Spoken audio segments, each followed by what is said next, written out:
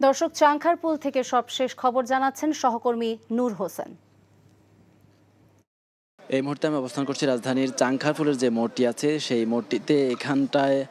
আন্দোলনকারী ছাত্র জনতার সঙ্গে পুলিশের প্রায় ঘন্টা খানেকের বেশি সময় ধরে সংঘর্ষ চলছে এবং চাংখারপুল থেকে বঙ্গবাজারের দিকে যে রাস্তাটি আছে, নাজিরা বাজারের দিকে যে রাস্তাটি আছে এবং একই সাথে পুরান ঢাকার দিকে যে রাস্তাটি গেছে এবং বকশীবাজারের দিকে যে রাস্তাটি গেছে, সবকটি রাস্তায় আসলে আন্দোলনকারীদের বিশাল অবস্থান আমরা দেখতে পাচ্ছি এবং তারা বলছেন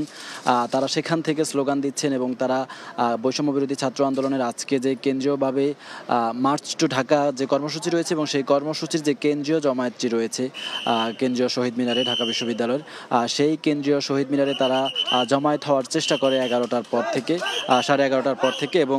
আইনশৃঙ্খলা রক্ষাকারী বাহিনী তারা যখন ঢাকা মেডিকেল কলেজের যে মূল গেট আছে সেই গেট পর্যন্ত পৌঁছায়, তখন আইনশৃঙ্খলা রক্ষাকারী বাহিনী তাদেরকে ছত্রভঙ্গ করার জন্য সাউন্ড গ্রেনেড, টিয়ার শেল এবং ফাঁকা গুলি, রাবার বুলেট ছুটতে শুরু করে। তারপর তারা পিছু হটতে হটতে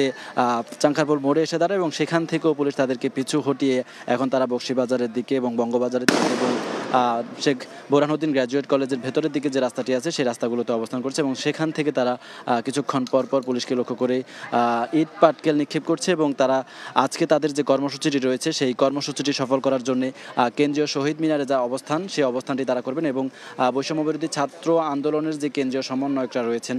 সেই সমন্বয়করাও 2টার দিকে কেন্দ্রীয় যে শহীদ মিনার আছে সেই সমন্বয়কদেরও আসার কথা রয়েছে 2টার দিকে। এই ছিল চাংখারপুল থেকে আজকে বৈষম্য বিরোধী ছাত্র আন্দোলনের যে কর্মসূচি সেই কর্মসূচির সবশেষ খবর।